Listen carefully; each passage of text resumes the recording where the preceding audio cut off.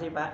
Kami dari Winode Songo, Prodi KPI ingin sedikit sharing section tentang komunikasi politik, terutama kaitannya tentang strategi dan segala macam tentang strategi pemenaman komunikasi politik yang Bapak jalankan di proses pencalonan kemarin. Gitu. Jadi sebelumnya saya perkenalan diri dulu. Nama saya Imam Adlan, panggilannya Alan. Saya dari Batam, Kepulauan Riau. Kalau untuk Bapak mungkin bisa perkenalan diri biar teman-teman nanti bisa tahu Bapak dari mana, kemudian namanya siapa. Terima kasih Mas sudah datang di fraksi di kantor DPRD Kabupaten Kendal. Izin memperkenalkan diri. Nama saya Rizky Aritonang, saya asli kelahiran Weleri, Kabupaten Kendal. Saya lahir 1993. Saya bertempat tinggal di Weleri, Mas. Saya sebenarnya dari awal saya sebelum ke sini agak salpok nih Pak sama nama Aritonang, karena kan saya kan sebagai orang Sumatera tahu nih Aritonang itu kan marga dari Batak nih. Apakah Bapak ada keturunan Batak atau gimana gitu? Jadi sekilas cerita itu, ibu saya pun mengetahui nama saya kalau ada nama marga Batak itu setelah saya besar, Mas. Nah, setelah saya besar itu saya sering menanyakan, karena saya dulu waktu daftar SMP, SMA sampai dengan kuliah itu guru saya, dosen saya menanyakan. Nah, bahkan sampai saya itu di partai pun Pak Prabowo ini menanyakan juga, loh ini orang mana, asli mana, Jawa Tengah kok namanya Aritonang. Nah, saya dulu waktu SMA saya bising dengan pertanyaan hal-hal seperti itu. Akhirnya saya punya kesempatan tanya lah sama ibu. Jadi itu ada artinya, Mas. Kalau saya memang asli kelahiran Weleri dan saya orang Jawa asli. Dan nama Aritonang itu karena itu sejarah, Mas, sejarah dalam keluarga. Ibu saya itu punya anak, saya 4 bersaudara. Yang pertama itu perempuan, yang kedua itu perempuan. Jadi ibu saya itu sebetulnya sudah nggak mau punya anak lagi. Nah, karena bapak ini ngotot harus punya anak lanang. Akhirnya nggak tahulah, keluar lagi perempuan lagi, Mas. Ya, keluar lagi perempuan lagi, dan bapak saya itu janji dengan ibu saya, sudah ini 1 kali lagi, kalau memang ini perempuan, jadi sudah tidak mau berjuang kembali untuk mendapatkan anak laki-laki. Nah, setelah mungkin ada kesepakatan lah antara bapak dengan ibu, itu lahir saya, Mas. Nah, kebetulan 4 orang anak ini lahir di bidan yang sama dulu di Weleri. Nah, bidan itu waktu saya lahir itu bilang, Mas, alhamdulillah Bu Kenti, Ari-Ari ini lanang. Nah, dalam waktu kesakitan itu ibu saya itu ngucap, Mas, Rizky Aritonang, yang artinya itu rezeki Ari-Ari tole lanang. Di istilah Jawa itu rezeki itu kan, rizki itu kan rezeki. Lah Aritonang itu ada artinya Ari-Ari tole lanang. Kalau di Jawa itu tole itu kan anak lanang, Ari-Ari ini anak lanang gitu. Lah setelah saya besar ternyata nama itu adalah nama marga terbesar di Batak ya, Mas. Iya. Ya itulah singkat cerita nama saya. Ceritanya cukup panjang dan menarik. Sebenarnya kalau kita bahas tentang politik ya Bapak mungkin udah tahu sendiri, ketika terjun di politik seperti apa, akan banyak sekali pertanyaan yang muncul ketika kita dengar yang namanya politik. Dan di kelas pun kami ketika mata kuliah komunikasi politik pun sangat banyak yang antusias terkait politik. Untuk pertanyaan pertama mungkin kami ingin menyinggung terkait bagaimana Bapak bisa mulai terjun di dunia politik, dan karena kan orang berpikir seperti ini, aku nggak mau masuk ke politik, aku nggak mau masuk politik karena politik kejam, politik jahat. Tapi sebagian orang juga berpikir bahwa masuk ke politik itu untuk agar kamu tidak dipolitisasi. Menurut Bapak dari motivasi Bapak mulai terjun di dunia politik seperti apa? Jadi kalau menurut saya dulu pun sama, Mas, saya akan berpikiran di waktu jadi mahasiswa itu, saya sempat berpikiran sama seperti panjenengan tadi bilang, bahwasanya politik ini kejam. Politik ini seperti itulah, karena saya juga melihat sosok figur bapak saya sendiri, karena bapak saya sendiri adalah seorang politikus, dan saya pun dulu tidak tertarik, Mas. Dengan dunia bapak saya tidak tertarik sama sekali. Setelah saya besar, saya berorganisasi, saya berkuliah, saya komunikasi dengan teman-teman semuanya, banyak dukungan, banyak dorongan dari teman-teman bahwasanya suara yang bisa didengar itu hanya lewat satu, Mas, jalur. Lewat jalur politik. Kita ingin membuat perubahan. Kita ingin membuat kelompok atau kaum kita ataupun organisasi kita ataupun teman-teman kita dari sektor manapun itu untuk maju agar suara kita bisa didengar.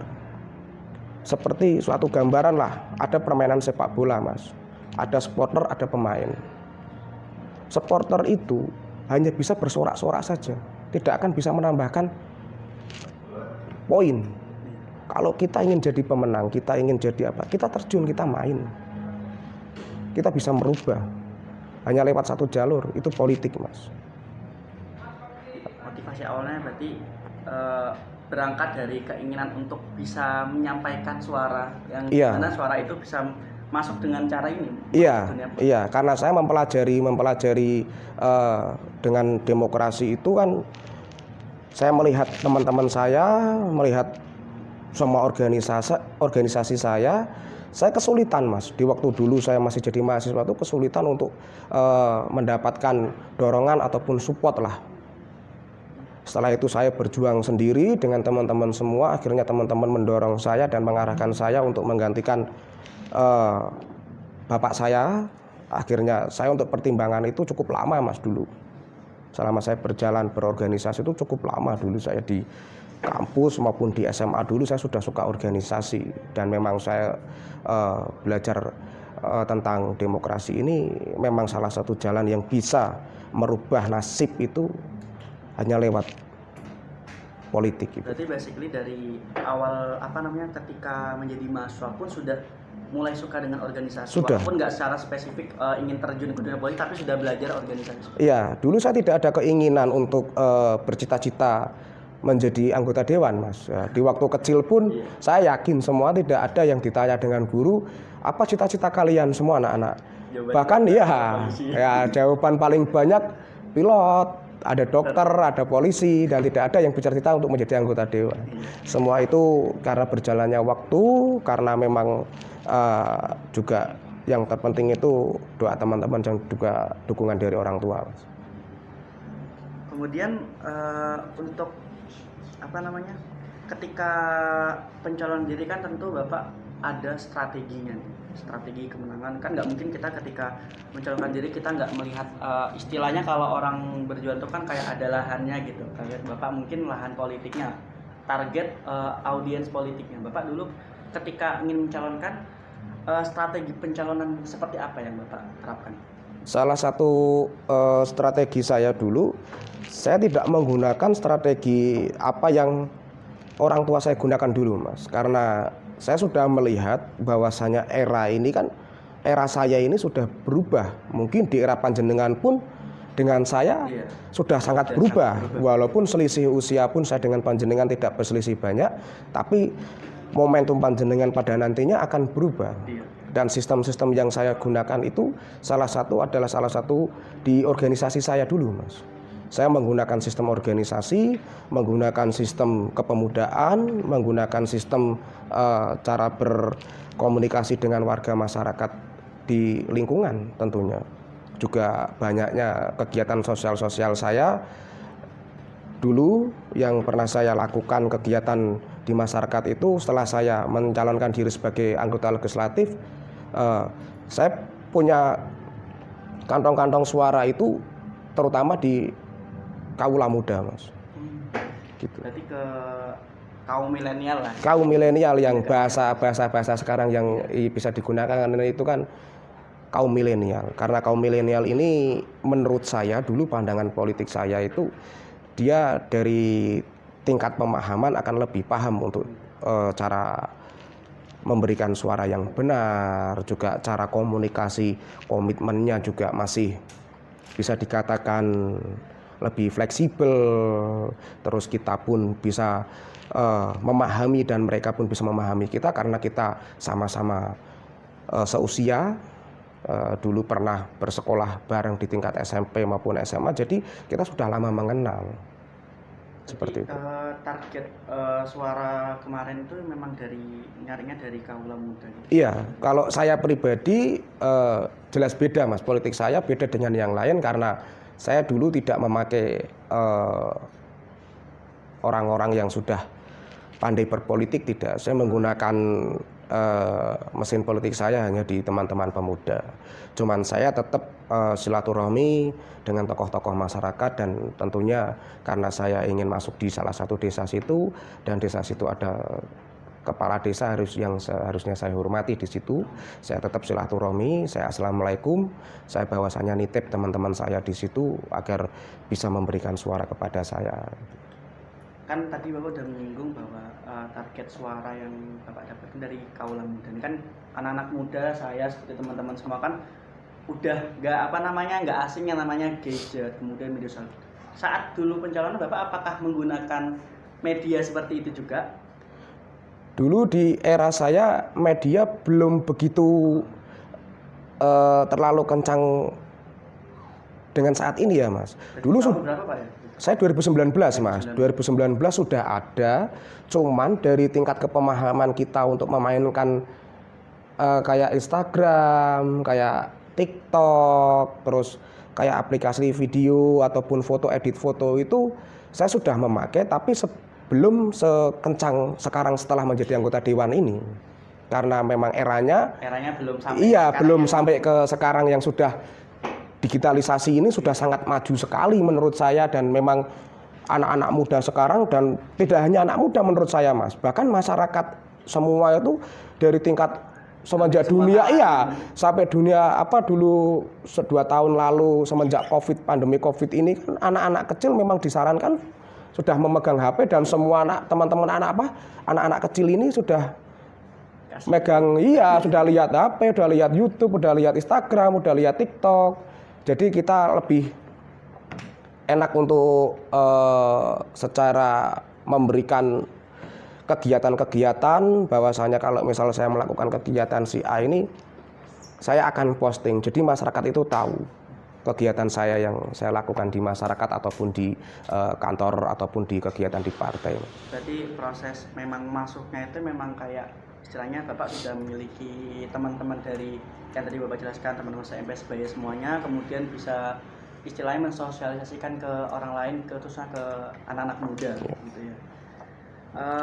Lantas program kerja apa yang Bapak berikan sehingga kan nggak semuanya kan dalam satu lingkup itu kan anak muda semua, pasti ada yang orang tua juga, dan pasti juga ada orang tua yang akhirnya memilih jenengan untuk dipercaya sebagai anggota legislatif kan. Itu program kerja apa yang Bapak berikan sehingga bisa menarik minat mereka? Jadi dulu tetap saya berkomunikasinya tetap dengan anak-anak muda itu. Jadi anak-anak muda itu sebagai mentor saya Mas dulu. Sebagai mentor saya di garda terdepan saya dulu. Jadi orang-orang tua secara mau komunikasi dengan saya itu melewati teman-teman saya ini semua. Jadi saya enak berkomunikasi dengan teman-teman, dengan pemahaman teman-teman. Teman-teman saya pun memberikan pemahaman kepada teman-teman saya bisa memberikan pemahaman kepada orang tua. Saya lebih enak komunikasi seperti itu karena saya takutnya kalau saya berkomunikasi, ya adalah masa bagian kecil, adalah saya berkomunikasi dengan orang tua, ada. Tapi yang menurut saya tidak terlalu beresiko dan tidak terlalu panjang melebar Mas, karena orang-orang tua ini kan sudah mungkin dari pengalaman pun sudah lebih dari saya, terus dari ilmu pun ada yang sudah lebih dari saya. Saya untuk mengejar ilmu-ilmu bapak-bapak ataupun ibu-ibu ini kan, saya untuk mengimbangi saja saya sudah dulu merasa minder dulu Mas. Akhirnya saya menggunakan sistem Untuk pemenangan saya itu jaringan saya anak-anak muda semua, jadi orang-orang tua itu malah justru berkomunikasi dengan anaknya. Misal orang tua ini adalah salah satu di desa si A ini ada pengajian, dan adalah sahabat saya, teman saya, bisa dikatakan di salah satu desa A ini perempuan. Nah, ibunya bilang sama si anak ini, tolong ini nanti saya dipanggil untuk datang di acara pengajian. Ya saya datang dengan ditemani si teman saya ini. Jadi anak-anak muda yang sudah berjalan itu dibuat apa istilahnya kayak ya saluran sosialisasi. Iya, ya. betul. Jadi jenengan bisa dapat informasi tentang aspirasi yang dari orang-orang tua, baik orang tua pun atau anak muda lainnya, dan secara nggak langsung juga itu menggait mereka untuk bisa menarik. Betul itu Mas. Nah, jadi ada cerita lagi. Kalaupun yang di salah satu desa B ini ada tokoh masyarakat yang dekat dengan saya, ataupun bisa dikatakan kepala desa, ataupun tokoh agama, ataupun tokoh masyarakat, ada yang langsung secara komunikasi dengan saya untuk perihal aspirasi apa yang harus saya dengar di salah satu desa B ini, saya pun akan melibatkan anak-anak muda yang ada di situ, Mas. Jadi nanti penyaluran aspirasi saya itu tetap saya tidak meninggalkan anak-anak muda ini. Karena kadang yang ada di desa itu antara tokoh dengan anak muda ini ada yang tidak berjalan komunikasi, Mas. Jadi setelah saya datang ke desa itu, berharap besar di desa situ sudah ada komunikasi antara tokoh masyarakat dengan tokoh pemuda yang bisa membawa nama saya di situ. Tadi kita juga udah menyinggung Pak ya, terkait tantangan dari tahun ke tahun itu akan semakin sulit. Contoh seperti tadi di zamannya Bapak ketika mencalonkan, mungkin era digitalisasi belum terlalu jalan seperti sekarang. Sekarang anak kecil udah bisa YouTube-an, udah bisa pegang HP sendiri. Tentu juga kan mental remaja, mental pemuda kayak seumuran saya dan teman-teman ini kan juga belum tentu sama ketika saya sekarang di sini gitu. Menurut Bapak gimana cara bisa masuk ke dunia mereka yang sekarang itu kita lihat tidak bisa ditebak karena memang pergolakan zaman itu kan terus menerus dan tidak bisa diprediksi bagaimana bentuknya nanti. Ya, jadi nanti setelah banyak pengalaman itu, kalau dari pengalaman saya sendiri, itu kunci terpenting yang harus kita jalankan di waktu pemilihan ataupun kita bekerja nantinya, Mas, di politik itu sangat penting. Iya, itu kunci, Mas. Pertanyaan panjenengan itu adalah salah satu kunci pemenangan kita. Karena kita harus pandai, harus tahu bahwasanya karakter di masyarakat itu seperti apa. Jenengan asli di kelahiran Riau dan tinggal di Riau. Iya. Berapa tahun jenengan tinggal di Riau? Dari kecil, Pak. Dari kecil. Setelah panjenengan kuliah, ada perbedaan nggak dari Semarang, antara Semarang dengan Batam? Ada. Nah, disitulah Mas, kita akan tahu bahwasanya di Indonesia ini kan sangat luas, Mas. Kita tidak usah berbicara tingkat nasional. Karena saya ada di daerah, saya berbicara tentang daerah saja. Dengan dapil saya ada 3 pemilihan dapil, Mas.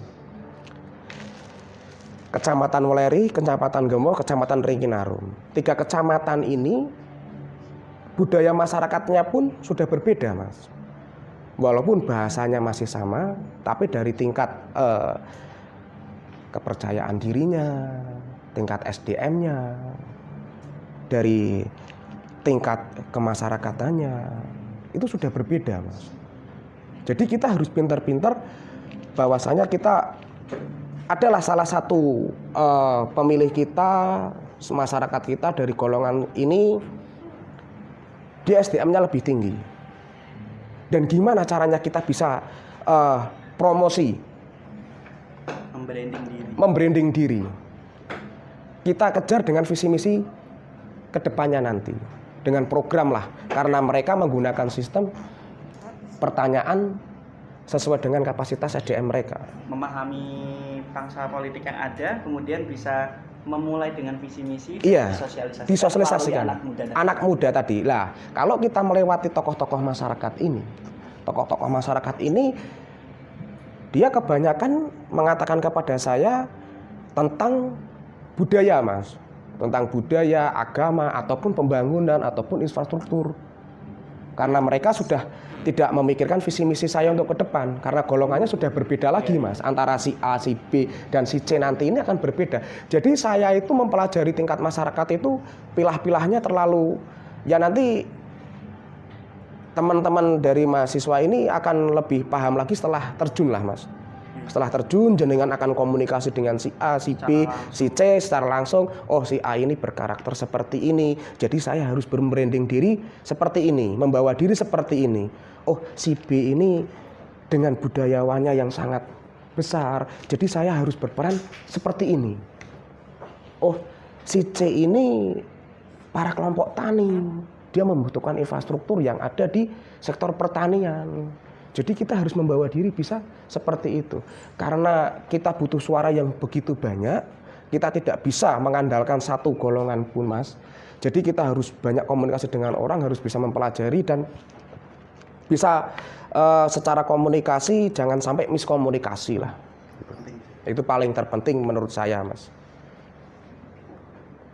Pertanyaan inti selanjutnya ini terkait tadi kan kita udah membahas strategi kemenangan Bapak di yang kemarin. Ini apakah ada rencana untuk melanjutkan ke periode selanjutnya? Dan kalaupun ada, strategi jitu-nya itu seperti apa? Kan kurang lebih menurut saya kan dengan banyaknya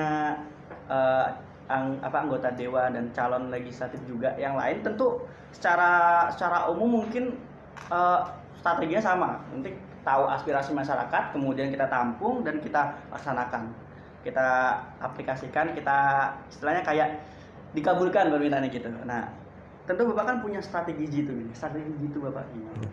Kalau berbicara strategi untuk kedepannya itu di 2024 ini mungkin Mas, bagi saya ada sisi minus, ada sisi plusnya. Jadi setelah saya ini dulu waktu saya masih pertama kali untuk mencalonkan anggota dewan ini kan saya belum pernah berkecimpung dalam dunia politik Mas. Jadi secara kain itu kan saya masih bergambar putih. Belum ada noda lah, belum ada noda, belum ada cacat, belum ada suatu perkataan ataupun apa namanya kita politisi ya Mas ya, namanya politisi pasti ada yang kinerja saya ini kan yang itulah yang pertama. Dan yang kedua ini karena saya incumbent, saya sudah menjabat di dewan. Saya mempunyai kantong-kantong suara saya, mempunyai pengalaman saya di periode yang sekarang saat ini. Kelebihan saya di situ, kekurangan saya itu saya besok akan maju kembali itu pasti ada yang tidak puas Mas dengan kinerja saya. Karena politisi itu kan bukan alat pemuas Mas. Kita pasti punya kekurangan, punya kelebihan. Dan kalaupun saya ini harus puas, bisa memuaskan semua masyarakat itu, saya kira saya belum Mas. Jadi pasti adalah kelompok dari penyumbang suara saya itu ada yang mungkin dia tidak berkenan dengan saya untuk periode depan, juga ada yang kinerja saya mungkin dianggapnya dia bagus, dia akan mendukung saya kembali. Itu pasti ada Mas, pro dan kontra di dalam organisasi politik ini pasti ada Mas. Nah, kelebihan saya karena saya sudah menjabat ini selama 5 tahun ini kan saya lebih mudah menggunakan udah terjun ke lapangan satu, yang kedua saya punya pengalaman di periode pertama, sudah tahu keinginan masyarakat seperti apa, dan yang ketiga saya jelas dengan mudahnya menggunakan sistem yang sekarang ada di kedewanan Mas, karena saya sudah diberikan tugas dan fungsi saya, jadi saya bisa memaksimalkan kinerja saya dengan dilibatkanlah contoh dari teman-teman ini. Kalau misalnya ada program saya mengutarakan Mas, di waktu fasilitas saya di dewan ini kan punya fasilitas reses. Nah, reses itu kami difasilitasi dengan kantor bahwasanya memang anggota dewan ini harus turun di lapangan. Jadi saya sering mengadakan reses itu mengumpulkan banyak tokoh-tokoh, mengumpulkan banyak teman-teman yang dulu konstituen saya, tentang program saya, aspirasi dari teman-teman ataupun masyarakat saya salurkan lewat reses itu Mas. Dan mungkin nanti dengan kinerja saya yang seperti itu, untuk strategi ke depan kan saya lebih bisa memahami lebih mudah lah Mas, lebih mudah untuk bergerak di periode yang akan datang lagi. Bila mana nanti saya maju kembali, Mas. Amin ya Pak. Kita udah banyak banget mendengar tentang khususnya strategi dan pesan politik yang Bapak sampaikan tadi. Saya ingin Bapak memberikan pesan politik ini bentuknya untuk sebagai kampanye ke anak-anak seperti kami nih, mahasiswa. Kan Bapak tahu sendiri kehidupan mahasiswa gimana, yang kayak nanti kalau ada isu yang panas, nanti demo ke anggota dewan, anarkis dan segala macam. Saya ingin minta Bapak untuk memberikan wejangan untuk lebih aware terhadap politik, karena kan sejauh ini yang saya ketahui, saya dan teman-teman pun ketika membahas mata kuliah di komunikasi politik pun itu isu-isu yang didiskusikan itu juga masih panas, dan menurut saya kalau itu dilanjutkan malah justru tidak membuat tertarik iya mungkin, tapi kayak bisa lebih berhati-hati. Kalau dalam media itu kan kita bisa lebih selektif. Nah, itu bagaimana Pak? Ya, kalau motivasi saya jelas tadi yang saya bicara pada poin pertama, Mas. Jadi kalau kita ingin merubah nasib seseorang, ingin merubah nasib suatu kelompok, ingin menciptakan perubahan lah dengan keinginan kita merubah dari yang sudah kita perjuangkan ini kan agar bisa didengar. Itu salah satunya kita memang harus terjun di dunia politik, Mas. Karena salah satu suara yang bisa didengar itu hanya lewat hanya lewat jalur politik. Kita bisa merubah keinginan dari suatu kelompok ataupun keinginan kita untuk membangun suatu daerah, membangun suatu bangsa ini, suara yang bisa kita dengar cuma lewat satu politik, Mas. Nah, kalau motivasi saya itu untuk teman-teman mahasiswa, silahkanlah berorganisasi, silahkanlah bersosial media, silahkanlah demonstrasi, tidak masalah, karena memang itu sudah fasilitas kita sebagai negara yang menerima aspirasi. Ya, seperti itu. Jadi yang terpenting, pesan saya sama mahasiswa-mahasiswa ini, jangan mudahlah diprovokasi, Mas. Jadi panjenengan dan teman-teman lainnya harus bisa selektif bahwasanya berita yang beredar itu kan sekarang zaman sudah era digital ini kan sangat riskan sekali, Mas. Bahwa berita itu benar ataupun tidak, kita harus benar-benar selektif dan harus benar-benar kita tahu dulu, Mas.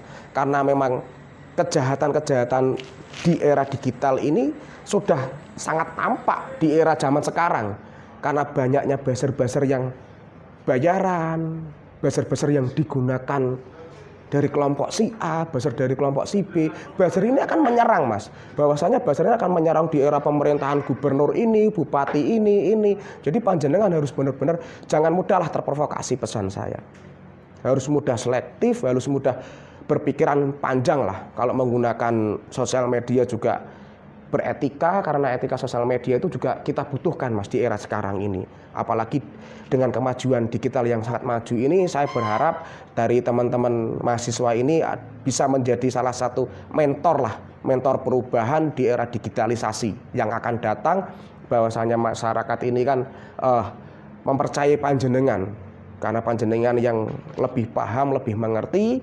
Dan nanti panjenengan semua bisa menjadi salah satu contoh lah untuk teman-teman yang lain yang bisa memberikan informasi dengan rasa kepercayaan masyarakat, dengan memberikan dedikasi kepada masyarakat, memberikan pemahaman kepada masyarakat, kan saya percaya jenengan lebih bisa lah.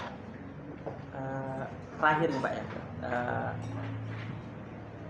kunci utama kiat sukses terjun di dunia politik. Nih, Pak. Pasti teman-teman ini bakal tanya-tanya nih, gimana sih caranya biar mantep di dunia politik? Karena mungkin ada banyak mahasiswa juga yang seperti jenengan yang kayak awalnya nggak tahu politik tapi bisa masuk. Nah, itu menurut saya sangat penting loh, kiat utama sukses di dunia politik. Ya, kalau bisa dikatakan kiat sukses di dunia politik itu tidak ada politik praktis menurut saya. Tidak ada politik praktis, Mas. Semua itu butuh perjuangan dan butuh perjalanan yang cukup panjang, Mas. Nah, memang saya yakin dari diri saya sendiri pun saya tidak susah menggambarkan orang lain. Saya menggambarkan diri saya sendiri ini kan mental saya pun dulu waktu pertama kali saya kampanye, pertama kali saya terjun di dunia politik, saya bersuara di depan tokoh-tokoh besar, saya berbicara di usia yang lebih tua dari saya. Karena saya selalu menyadari diri saya, Mas. Dulu waktu saya kampanye saya masih berumur 24 tahun. 24 tahun. Iya, saya kampanye itu dulu masih berumur 24 tahun saya kampanye. Lagi berarti ya. Nah, seperti itu. Jadi saya itu berpikiran berangkat dari rumah itu dapat undangan dari kelompok A ini kan, saya dapat undangan, saya sudah berpikiran gimana nanti saya akan membranding diri saya. Gimana cara untuk saya bisa memberikan agar masyarakat ini tertarik dengan saya. Terus gimana caranya saya menyampaikan. Itu butuh waktu, Mas. Butuh waktu. Jalannya waktu kita berarti harus paham ya terkait apa yang di luar kita dan apa yang dalam diri kita. Iya, itu pasti, Mas. Itu pasti. Dan yang paling penting menurut saya lagi, kita optimis. Kita optimis, kita belajar, kita bekerja. Yang terpenting, Mas, selalu minta doa restu orang tua. Saya berpesan kepada teman-teman mahasiswa ini, adik-adik saya ini, salah satu yang menjadikan hal tidak mungkin menjadi mungkin itu doa orang tua, Mas. Saya pernah berpikir saya sudah pesimis dulu, Mas. Dengan usia saya, pengalaman saya, dengan kemampuan saya, apakah saya bisa? Apakah saya mampu? Saya terus berpikiran seperti panjenengan itu. Setelah saya masuk di dunia politik, karena memang saya berbasic organisasi, jadi saya sangat menikmati, Mas, sangat menikmati dunia politik ini. Dan memang yang paling signifikan itu kan yang ada dalam diri saya itu, yang menguatkan saya, ibu, Mas. Iya, motivasi terbesar saya adalah orang tua saya dan ibu saya. Makanya doa orang tua itu bisa dikatakan bisa nembus langit 7 lah, Mas. Saya kalau bisa dikatakan, saya bisa mengatakan, silahkanlah nanti panjenengan akan lebih mengerti. Setelah saya berbicara seperti ini, harapan saya juga panjenengan bisa menggunakan motivasi saya juga, karena memang itu sudah menjadi kewajiban kita, di mana kita harus menghormati orang tua kita, memberikan rasa bangga kepada orang tua kita, bisa memberikan balasan lah sesuai dengan apa yang orang tua kita beri kepada kita, dididik kita dari kecil sampai besar, disekolahkan sampai ingin, pasti orang tua kita kan pengen anak-anaknya jauh lebih bagus dari orang tuanya, Mas. Itu semua cita-cita orang tua pasti akan seperti itu. Jangan sampai anak saya seperti saya. Anak saya harus lebih dari saya. Lah, kata-kata seperti itulah yang membuat motivasi saya, sehingga saya itu termotivasi dengan ibu saya itu sejak saya sekolah SMP SMA itu. Memang saya dulu nakal, Mas, namanya juga anak muda, laki-laki kan bisa dikatakan kalau tidak nakal tidak punya teman. Iya, tidak punya cara bergaul, cara komunikasi seperti apa, kan gitu, Mas. Silahkan panjenengan bergaul, silahkan panjenengan main, silahkan panjenengan dengan si A, si B, nggak apa-apa, Mas. Tapi harus panjenengan tahu ini yang harus, ini yang tidak. Jadi harus tahu, apalagi di dunia anak muda ini kan banyak yang kejerumus juga, Mas. Tidak semua anak muda bisa dikatakan sukses lah. Tidak bisa dikatakan anak muda sekarang ini bisa full fire dia, karena memang dunianya dia pun tidak semuanya dia bisa memilah. Makanya saya memotivasi panjenengan, selama jenengan ini masih muda, manfaatkan waktu dengan banyak komunikasi dengan orang, banyak belajar dengan orang, banyak belajar di kuliah, juga itu sudah sangat bagus, Mas. Menurut saya untuk melangkah panjenengan ke depannya nanti, dengan panjenengan misal panjenengan berkomunikasi dengan jenengan kuliah di sini, jenengan kenal saya, jenengan kenal yang lain. Iya, ya setelah jenengan lulus nanti akan banyak cerita, Mas. dari saya, dari ini tentang pekerjaan ataupun kejadian yang ada di sini, kita jalin komunikasi. Dan paling terpenting di dunia politik, Mas, bangunlah komunikasi emosional. Karena itu suara yang tidak bisa dibeli. Membangun chemistry. Iya, itu hubungan emosional itu tidak bisa dibeli walaupun tidak ada nilainya sama sekali, Mas. Itu menurut saya. Contohnya teman, bisa dikatakan panjenengan sendiri. Panjenengan sendiri di waktu adalah suatu musibah. Ini seumpama ya, Mas, seumpama. Jadi ada musibah, jenengan sakit lah karena keadaan jenengan jauh dari keluarga. Jenengan di Semarang, jenengan sakit di sini dengan amit nyuwun sewu, mungkin dari keterbatasan orang tua yang di sana, ataupun panjenengan sendiri tidak ingin merepotkan orang tua, ataupun panjenengan sendiri kesusahan karena berada di Semarang, jenengan sendiri aslinya Batam lah. Di sini ada teman-teman nih yang dari Semarang sendiri. Nah, si teman panjenengan ini membantu panjenengan dari membawa panjenengan ke rumah sakit dan memberikan pelayanan waktu panjenengan sakit dan memberikan obat, penebusan obat itu untuk panjenengan dan panjenengan sembuh. Itu ada suatu hubungan emosional yang sangat penting di situ menurut yang tidak bisa dibeli pada waktunya nanti itu, Mbak. Itu seperti itu. Dan itu pun tidak semua, Mas. Tidak semua orang itu akan berbalas budi. Kalau kita berbicara politik ini akan lebih sering sakit hati lagi. Gitu, Mas. Jadi kita bisa dikatakan hubungan emosional memang lebih cenderung dia tidak bisa dibeli. Kelompok ini tidak bisa dibeli. Ini pasti akan ada di garda terdepan kita, Mas. Kalau kita ada apa-apa, kelompok-kelompok yang pernah kita tolong ini dia akan membantu kita. Dari 10, walaupun dari 10 orang ini tidak semua akan berbalas budi. Pasti ada salah 1-2 orang yang tidak mengingat apa yang panjenengan sudah berikan kepada itu. Untuk mengolah rasa itu ya menurut saya panjenengan harus bisa menyadari ataupun jangan sakit hati lah, karena memang kalau di politik ini baper kan akan terus-terusan.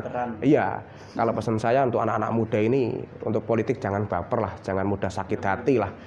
Kalau urusan percintaan ya panjenengan sendiri ya bisa. Kalau masalah dunia politik saya menyarankan jangan mudah baper, jangan mudah sakit hati lah. Kita legowo saja, misal kita sudah punya angan-angan, cita-cita ingin membangun dengan apa yang jadi tujuan awal. Iya, sebagai tujuan awal itu jelas kita kerja ikhlas saja, Mas. Kerja ikhlas, kerja nyata, tidak usah berharap kepada manusia lah. Kalau kita berharap kepada manusia itu kita akan cedera dan sakit hati. Yang pasti kan begitu ya, Mbak ya. Tentu harapan saya, kata-kata saya, motivasi saya pada panjenengan nanti setelah panjenengan sudah lulus, panjenengan terjun di dunia politik, sudah panjenengan fokus saja apa yang panjenengan ingin lakukan, semua akan silih berganti, Mas. Semua orang yang setelah panjenengan masuk di dunia politik akan ada orang-orang baru yang mensupport panjenengan. Itu pasti. Dan yang tadinya menemani panjenengan dia akan pergi juga ada, nanti yang datang juga ada, semua akan silih berganti. Nah, yang penting itu, dan jangan mudah baper walaupun banyak orang yang berkata, mengkritisi, memfitnah, membuat kita sakit hati, membuat kita tidak percaya diri. Itu suatu hal yang dibuat kita harus sebagai motivasi untuk kita bisa melangkah jauh yang lebih tinggi lagi dan terus semangat dan terus berjuang tentunya. Kalau ada kritikan yang bagus membangun, kita harus bisa menerima, jangan justru kita musuhi. Gitu. Terima kasih Pak, udah banyak banget nih sharing-sharingnya ya, ilmu yang sangat mahal, nggak bisa didapatkan di bangku kuliah. Saya mengucapkan beribu-ribu terima kasih Pak dari teman-teman dari Universitas Songo Semarang.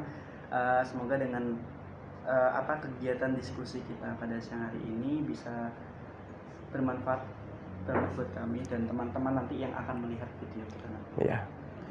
Monggo saya juga terima kasih Mas sudah dipercaya kepada teman-teman sebagai narasumber ya Mas, sebagai narasumber dari UIN Wali Songo, dan nanti mudah-mudahan harapan saya panjenengan semua bisa mengambil hikmahnya dari apa yang saya katakan ini. Yang bagus ya dipakai, yang tidak bagus juga jangan dipakai, karena panjenengan lah, maksudnya harapan kami semua yang sudah senior-senior ini, tentu saya juga berharap kepada panjenengan agar bisa melanjutkan perjuangan ini. Ya, untuk kedepannya saya berharap panjenengan ini bisa memberikan nuansa dan gambaran baru lah di era yang akan datang.